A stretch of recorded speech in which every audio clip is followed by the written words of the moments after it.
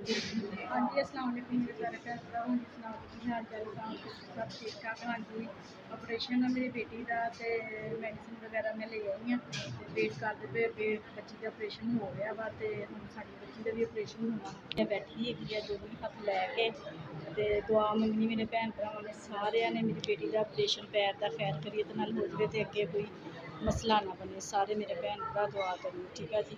2000 years later. हाँ जी, मेरे भैन भरा ऑपरेशन हो गया वा, तकरीबन 1.5 घंटे बाद बेटी मेरी बाहर लिया वा, पट्टी वगैरह हो गई है, तो बेहोशी के पई है। एक दुआ मंगनी मेरे सारे भैन भरावां ने, अगर मेरी बेटी का पैर जल्दी तो जल्दी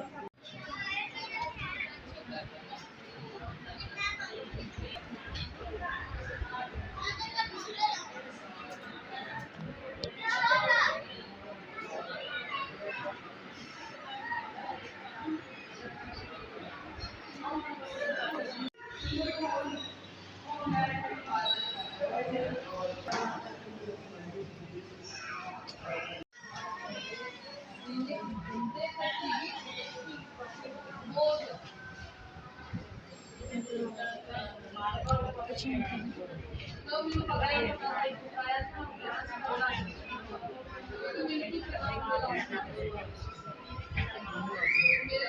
कोई नहीं बल पता है।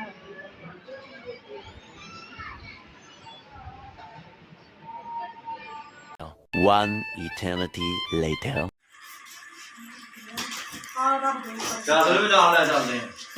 ਸਾਡੇ ਕੋਲ ਹੀ ਰਹਿਣਾ ਹੈਗਾ ਉੱਥੇ ਰਾਤ। ਕਿਉਂ?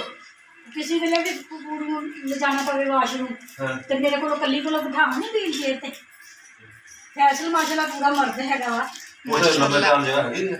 ਲੰਮੇ ਪੈਣ ਨੂੰ ਬਥੇਰੀ ਜਗ੍ਹਾ ਲੱਗ ਨਾਲ ਜਾਂਦੀ ਕਿੰਨੇ ਬੰਦੇ ਨੂੰ ਵੜਦੇ ਨੇ। ਬੰਦਿਆਂ ਨੂੰ ਵੀ ਵੜਨੇ ਕੁਝ ਨਹੀਂ ਰਹਿਣਾ ਹੈਗਾ। ਉਹ ਜਦੋਂ ਮੈਡੀਸਨ ਲਗਾਉਣੀ ਹੁੰਦੀ ਨਾ ਉਦੋਂ ਉਹ ਕੱਢਦੇ ਆ ਬਾਹਰ। ਮੇਰੇ ਭੈਣ ਭਰਾ ਉਹ ਤੇ ਅੱਲਾ ਖੈਰ ਕਰੇ, ਮੇਰੀ ਬੇਟੀ ਦਾ ਆਪਰੇਸ਼ਨ ਠੀਕ ਹੋ ਗਿਆ ਹੈਗਾ ਮਾਸ਼ਾਅੱਲਾ।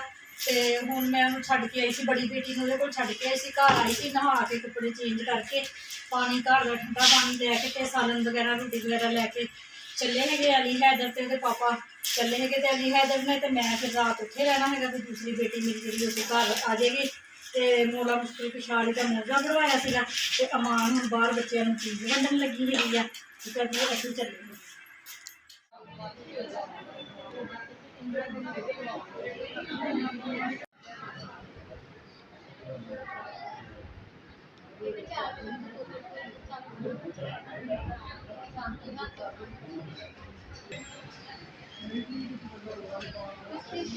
हाथ दे, हाथ दे कह रही कि क्यों बना रही